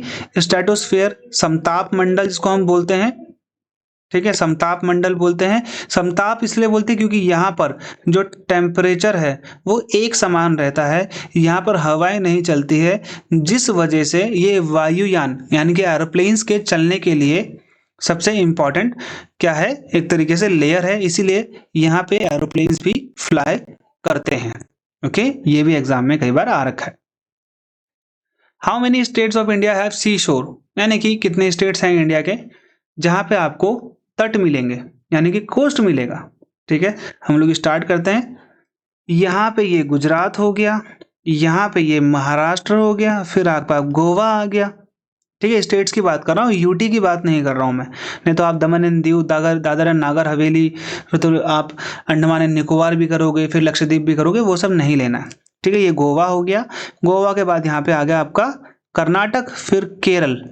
ठीक है, कर्नाटक फिर केरल, ये हो गया आपका यहाँ पे तमिलनाडु, ये हो गया यहाँ पे आपका आंध्र प्रदेश, ये हो गया यहाँ पे आपका ओडिशा, ये हो गया यहाँ पे आपका वेस्ट बंगाल। तो कितने हो गए? 1 2 3 4 5 6 7 8 9। ठीक है, तो 69 का हमारा आंसर क्या हो गया? 9। चलो, विच of the following is the highest waterfall of India, यानी कि भारत का सबसे ऊंचा जलप्रपात झरना कौन सा है? ठीक है, सिंपली आपसे ये पूछा गया है। तो याद रखना, सबसे पहले आपने कई बार सुना होगा कि सबसे पहले जो था वो था जोग वाटरफॉल, भारत का सबसे, जिसे हम गारसोपा भी कहते थे, है ना, ये भारत का सबसे ऊंचा वाटरफॉल था। लेकिन भाई ये अब नहीं रहा। ठीक है, अब क्या हो चुका है? कुचिकल फॉल हो चुका है सबसे हाईएस्ट वाटरफॉल, 455 मीटर लंबा है ये। ठीक है, कहां पर है ये? कर्नाटक में है। पहली बात तो कर्नाटक के कौन से डिस्ट्रिक्ट में है? शिमोगा डिस्ट्रिक्ट में है। किस नदी का पानी आता है इस कुचिकल जलप्रपात में? तो याद रखना, वाराही। वाराह किसका अवतार थे? विष्णु के अवतार थे। तो वाराही नदी का पानी आता है इसमें। ठीक है, अगर मैं आपसे पूछूं कि एशिया का सबसे लंबा जलप्रपात कौन सा है, तो वो है युंगताई, जो कि चाइना में है। ठीक है, दुनिया का सबसे ऊंचा वाटरफॉल पूछूंगा तो एंजल फॉल बोलना है, जो कि वेनेजुएला में है, साउथ अमेरिका में।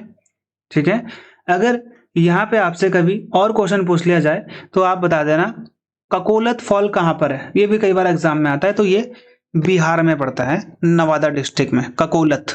ओके, तो आपका आंसर था डी।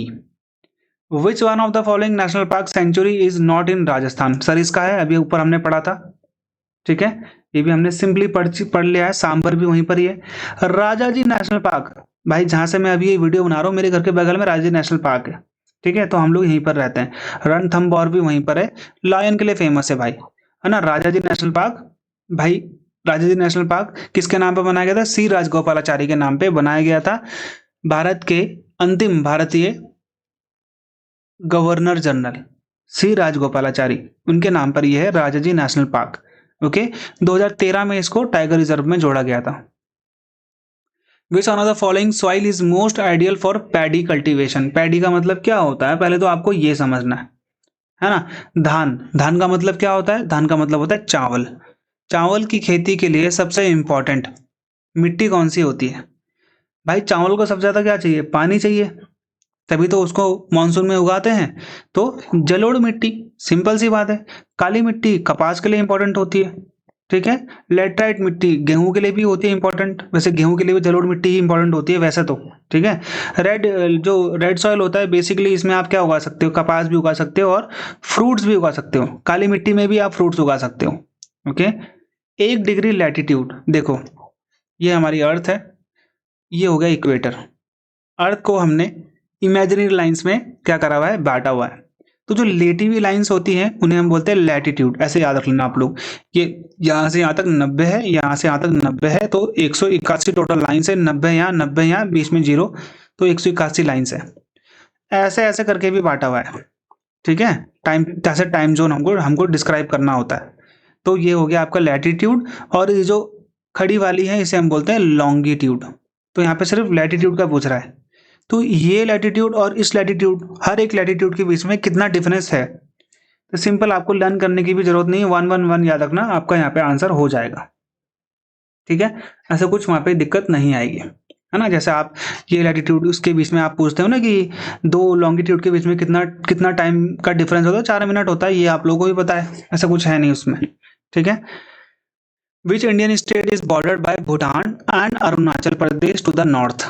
चलो आप करते हैं इसको, यहाँ पे समझ लेते हैं। ये हो गया यहाँ पे नेपाल, ये हो गया यहाँ पे हमारा सिक्किम, ये हो गया यहाँ पे हमारा भूटान, ये हमारा, ठीक है, ये हमारा हो गया यहाँ पे अरुणाचल प्रदेश। ठीक है, ये हमारा अरुणाचल प्रदेश वाला एरिया हो गया। अब ये बोल रहा है कि भाई ये जो स्टेट है ये भूटान और अरुणाचल प्रदेश से क्या करता है? बॉर्डर करता है। तो पहली चीज तो आपको मैंने बताया था, ये है सिक्किम। यहाँ पे बंगाल, यहाँ पे आसाम और यहाँ पे अरुणाचल प्रदेश। तो देखो भाई सिक्किम आंसर हो नहीं सकता, तो काट दो क्योंकि अरुणाचल प्रदेश बॉर्डर नहीं कर रहा है उसको। ठीक है, वेस्ट बंगाल भी नहीं करता तो वेस्ट बंगाल तो ऑप्शन में नहीं है, तो उसे भी हटा दो। ठीक है, तो यानी कि आंसर या तो आसाम होगा। ठीक है, मेरे हिसाब से आंसर आसाम ही होना चाहिए, क्योंकि यहाँ पे सिर्फ अगर वो भूटान को भी तो टच कर रहा है ना, तो यहाँ पे सिर्फ एकमात्र ऐसा राज्य बचा जो भूटान को टच कर रहा है। त्रिपुरा टच करता नहीं है, अरुणाचल करता है, लेकिन इन्होंने क्या बोला है, भूटान और अरुणाचल दोनों ही उसकी बाउंड्री है, तो ये भी होगा नहीं। सिक्किम करता होता तो सिक्किम को पर अरुणाचल टच करता नहीं, तो ये भी आपका ऑप्शन खत्म हो गया। तो आपके पास असम बचा, आप इसको वैसे भी कर सकते थे। Which of the following state came into being as the 23rd, 24th and 25th state of India? देखो यहाँ पे, ठीक है, पहली चीज तो आप लोग याद रखना, आपको मैं बता देता हूँ इसका आंसर। सिंपली ये आपका स्टैटिक पॉइंट है, तो आपको ऐसे ही लर्न करना पड़ेगा। मिजोरम, अरुणाचल प्रदेश और गोवा को बनाया गया था 23, 24 और 25वां। ठीक है, फिर आता है भारत में 26वां, 27वां और 28वां राज्य, फिर 29वां राज्य बनता है। लेकिन भारत में आज 28 राज्य हैं। क्यों है? क्योंकि जेएनके को राज्य से हटाकर यूनियन टेरिटरी में डाल दिया है। 26वां राज्य छत्तीसगढ़, 27वां राज्य उत्तराखंड मेरा राज्य, और ये हो गया झारखंड। फिर आता है तेलंगाना 2 जून 2014 को, है ना। ये बनते हैं 26वां राज्य, ये बनता है 1 नवंबर 2000 को, ये बनता है 9 नवंबर 2000 को, ये बनता है 15 नवंबर 2000 को, ये बनता है 2 जून 2014 को। फिर जेएनके यूटी बनता है 31 अक्टूबर 2019 को। ठीक है, तो 26, 27, 28, 29 भी आप लोगों को यहाँ पे याद रखना है। ओके, तो ये भी आपके लिए इंपॉर्टेंट है। The water utilisation is very high in the state of Punjab, Haryana, Rajasthan and Tamil Nadu. कौन सा वाटर का इस्तेमाल आप सबसे ज्यादा यूज करोगे? पहली बात तो भाई समुद्र तो राजस्थान में कहाँ से आ गया, तो समुद्र का पानी तो वहां पे होगा नहीं, बारिश भी वहां पड़ती नहीं है, नदियां वहां पे है नहीं, तो भाई ग्राउंड वाटर ही इस्तेमाल करोगे ना आप। ग्राउंड वाटर जो बोरवेल होते हैं उसी का ही यूज करोगे ना आप वहां पर। तो सबसे ज्यादा आप किसका यूज करते हो? ग्राउंड वाटर का यूज करते हो। सिंपली आप इसको ऐसे भी कर सकते थे, कोई दिक्कत यहाँ पे आने वाली आपको है नहीं। ठीक है, which of the following dam is located in Jharkhand? Jharkhand में आपको मैथुन डैम मिलेगा धनबाद में। ठीक है, मैथुन डैम मिलेगा आपको, मैथुन जो भी है ये मिलेगा आपको धनबाद में। झारखंड में कौन सी नदी में है? पहली बात तो ये है बराकर नदी में, ये आपको बराकर नदी में मिलेगा। अब यहाँ पे देखो, मैंने आपको उस टाइम बताया था जब डैम वाला क्वेश्चन आया था, मैंने आपको बताया था, आगे भी डिस्क्राइब करूंगा मैं। भारत का सबसे ऊंचाई पर स्थित डैम कौन सा है? टिहरी डैम, जो कि कहाँ पर है? भिलंगना और भागीरथी के संगम पर है। ठीक है, बस आप इतना याद रखो, उत्तराखंड में है, 260.5 मीटर ऊंचा है ये। ठीक है, हीराकुंड डैम भारत का सबसे लंबा डैम है, महानदी पर है, क्वेश्चन आ चुका है इसका। भाखड़ा नागल डैम पंजाब हरियाणा दोनों आप कर सकते हो, ऐसा कुछ उसमें है नहीं। ठीक है, और यहाँ पे जो है हिमाचल और पंजाब, बेसिकली पंजाब हरियाणा नहीं, हिमाचल और पंजाब में इसको माना जाता है, क्योंकि ये 2 डैम है। देखो भाखड़ा है और नांगल, ये 2 क्षेत्र है।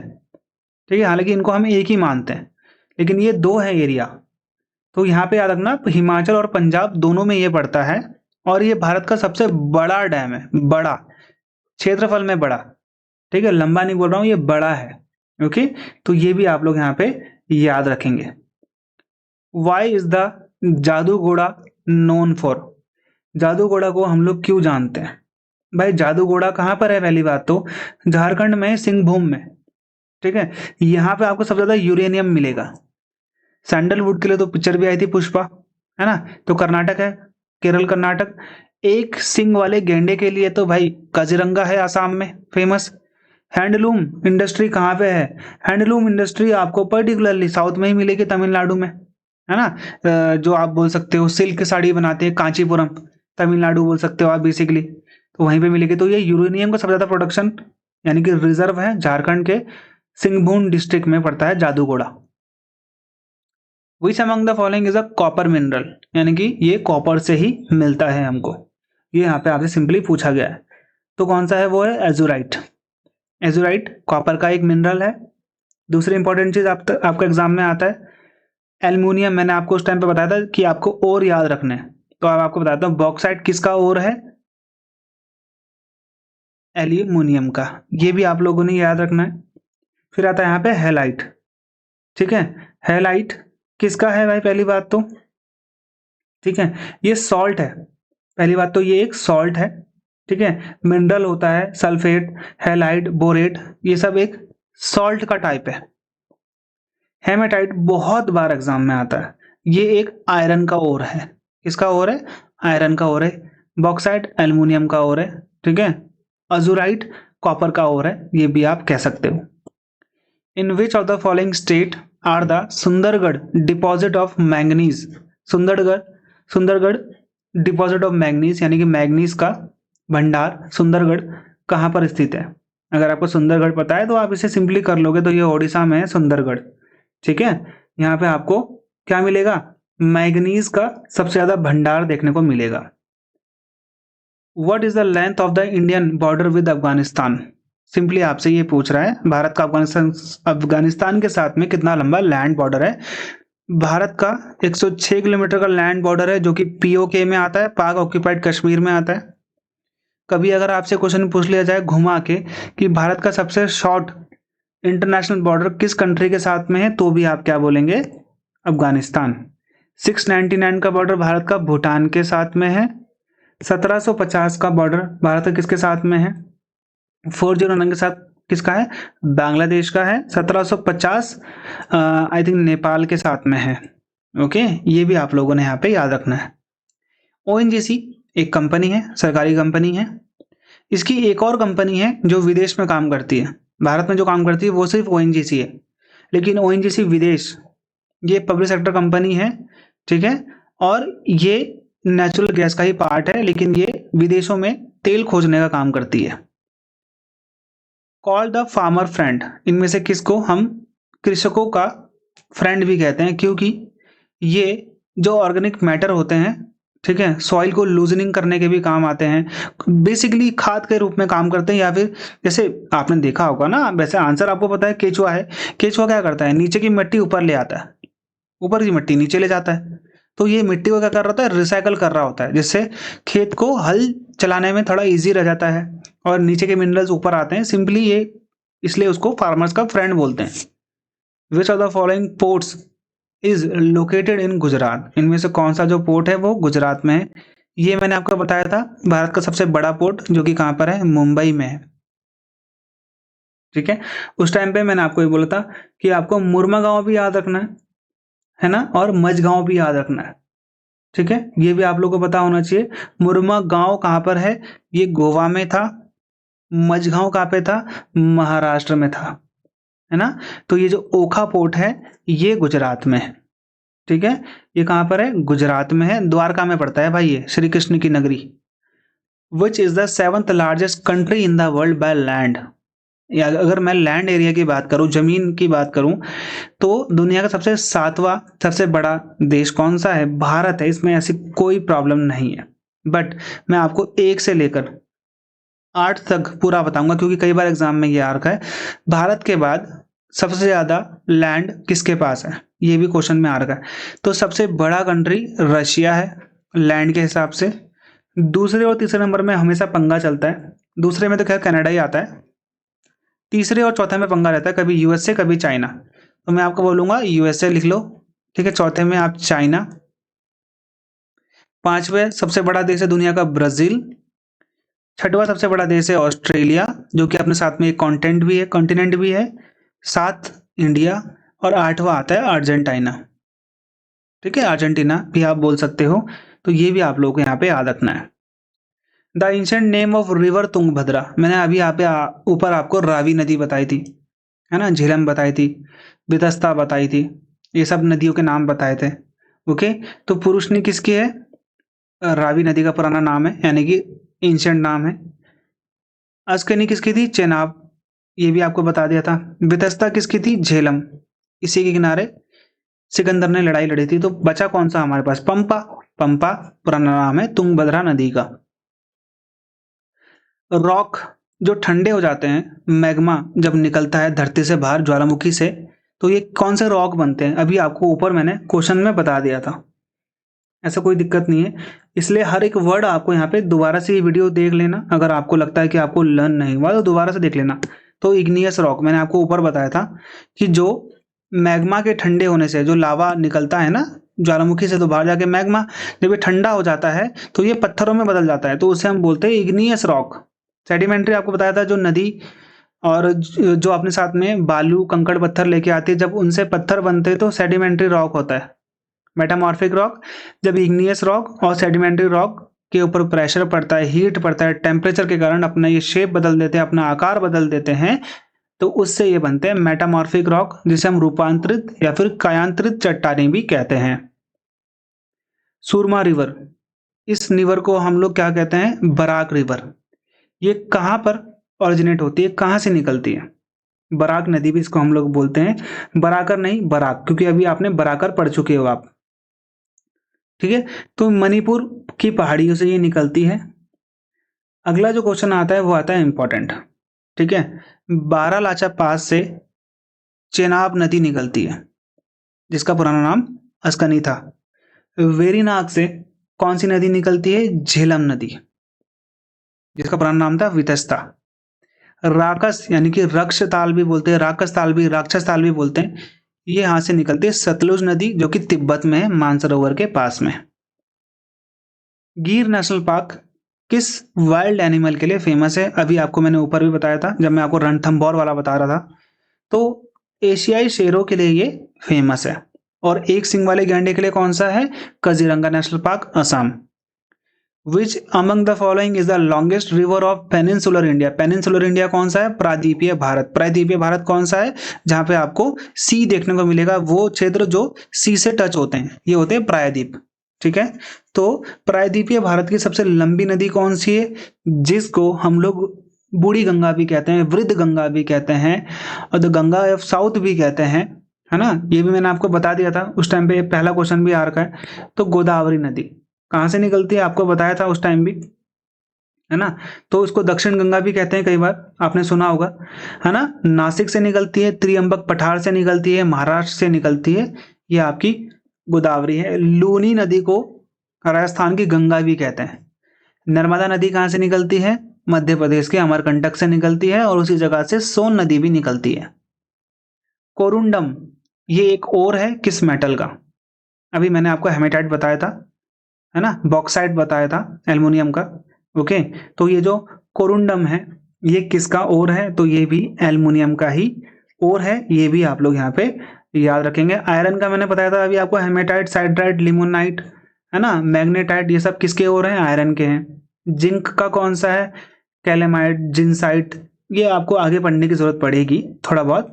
कॉपर के और कौन कौन से हैं? अभी ऊपर भी मैंने आपको पढ़ाया था, चैल्कोसाइट, मेलेसाइट, ओके। ऑजुराइट आया था ना ऊपर, ऑजुराइट, ऊपर के क्वेश्चन में ऑजुराइट था, तो ये कॉपर का था भाई, चलो कोई बात नहीं। Which mineral is popularly known as buried sunshine? ठीक है, दफन धूप के नाम से हम किसको जानते हैं? ब्यूरिड का मतलब आपको पता है, कोल। कोल क्या होते हैं? जो हमारे डायनासोर हो गए, जो हमारे पुराने जीव जंतु थे, जो पेड़ पौधे थे, वो दबते गए जमीन के नीचे और वो सड़ गए, सड़ने के बाद ये क्या बन जाते हैं? हमारे फॉसिल फ्यूल बन जाते हैं, इसे हम बोलते हैं कोयला। ब्यूरिड सनशाइन इसलिए कहते हैं। विच of the following city is situated at the Confluence of Alaknanda and Bhagirathi नदी?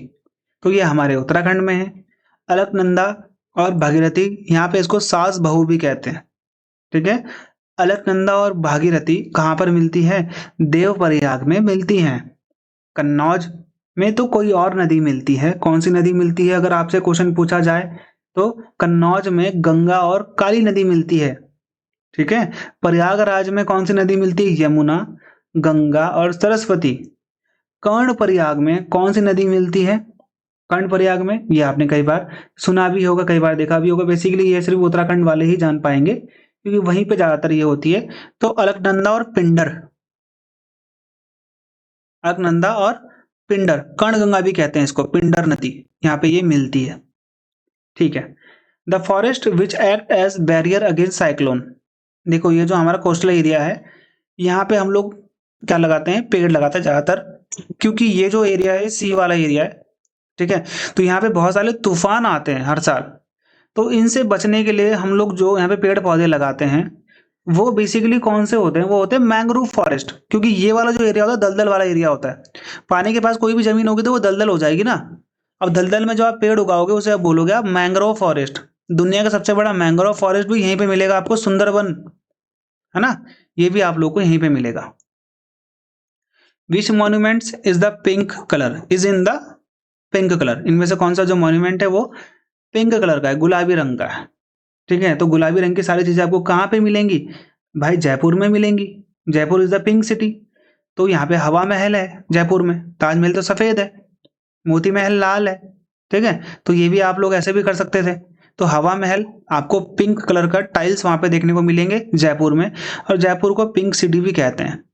बनारस किस नदी के पास है, बनारस का नया नाम है वाराणसी। भाई मोदी जी यहीं से प्रधानमंत्री बने हैं ना, ये तो आपको पता ही होगा। तो किस नदी के किनारे है, ये भी आप लोग के लिए इंपॉर्टेंट है, गंगा नदी के ये किनारे है जी। ठीक है। तो ये भी आपको ज्यादा दिक्कत नहीं लेनी है। Which of the following is not an ocean current, इनमें से कौन सी ओशन करंट नहीं है। देखो Kuroshio, Brazilian, Gulf Stream, Peru, Humboldt दोनों एक ही है। और आपका कौन सी है, कैलिफोर्निया करंट हो गया, नॉर्वे करंट हो गया, गल्फ स्ट्रीम हो गया, ईस्ट ऑस्ट्रेलियन करंट हो गया, Brazilian Benguela, okay, Florida current. ये सारी करंट कौन सी है, जलधारा, यानी कि जो ओशंस में करंट आते हैं। करंट का मतलब ये नहीं कि छूते करंट लग जाएगा, दूसरे करंट जो चलती है, पानी की जो रफ्तार होती है उसे करंट कहते हैं। जेट स्ट्रीम ये हमारे एटमॉस्फेयर में स्ट्रेटोस्फेयर के ऊपर चलने वाली तेज गति की हवाएं हैं। ठीक है। तो ये एटमॉस्फेयर में होती है, पानी में नहीं होती हैं। Siachen glacier is located near which of the following valley. जो सियाचिन ग्लेशियर है, भारत का सबसे लंबा ग्लेशियर सियाचिन ग्लेशियर, ये आप लोगों को पता है। तो ये कहां पर है, तिब्बत के नुब्रा वैली में है। Which among the following Indian river flows westward and falls into Arabian sea. देखो ये हमारा इंडिया है, नीचे वाला पार्ट, यहां से एक नदी निकलती है अमरकंटक से, अमरकंटक से एक नदी जाती है और ये नदी जाकर यहाँ पे अरब सागर में गिरती है। इस नदी में सरदार सरोवर डैम भी आपको मिलेगा नया नया। ठीक है। ये जो नदी है, ये नदी डेल्टा नहीं बनाती, ये भी एग्जाम में आता है। तो वो नदी कौन सी है, नर्मदा नदी है भाई। सिंपल सा यहाँ पे आपका आंसर है। लास्ट क्वेश्चन है, गारो, खासी और जयंतिया हिल्स, अभी आपको ऊपर बताया था मैंने कहाँ पर है। ये एक तरीके से ट्राइब्स भी हैं और ये पहाड़ियां भी हैं। तो ये कहाँ पर है, मेघालय में है। मेघालय को भारत का सबसे वेटेस्ट स्टेट भी कहते हैं, क्यों, क्योंकि यहाँ पे दुनिया का सबसे ज्यादा बारिश पड़ने वाला क्षेत्र, जिसे हम बोलते हैं मौसिनराम, मौसिनराम भी आपको कहाँ पे मिलेगा, यहीं पे मिलेगा। दुनिया का सबसे ज्यादा बारिश यहीं पड़ती है, सबसे ज्यादा गीला क्षेत्र भी, सबसे ज्यादा गीला प्रदेश भी आप इसे कह सकते हो। ठीक है। ये भी एग्जाम में कई बार आता है। ओके। सबसे सेफ, सबसे साफ नदी भी यहाँ पे भारत की, एशिया की सबसे साफ नदी भी आपको मेघालय में ही देखने को मिलेगी। मेघालय को कहा है the queen of clouds, Megha का मतलब होता ही क्लाउड्स है। सबसे ज्यादा आपको बादल यहीं पे देखने को मिलेंगे। गारो, खासी, जयंतिया ट्राइब भी है, हिल्स भी है, और ये आपको मेघालय में ही देखने को मिलेंगे। ओके। और नदी आपको मैं ऊपर ऑलरेडी पढ़ा चुका हूं। तो ये थे हमारे 100 क्वेश्चन। मैंने कोशिश करी है कि आपको मैं एक्स्ट्रा फैक्ट्स भी बता दूं। याद नहीं होगा तो दोबारा से वीडियो देख लेना, और यही पीडीएफ आपको हमारे टेलीग्राम से भी मिल जाएगी और आपको कोर्स के अंतर्गत भी मिल जाएगी। ठीक है। तो नेक्स्ट वीडियो के लिए आप तैयार रहें। बाय बाय, जय हिंद।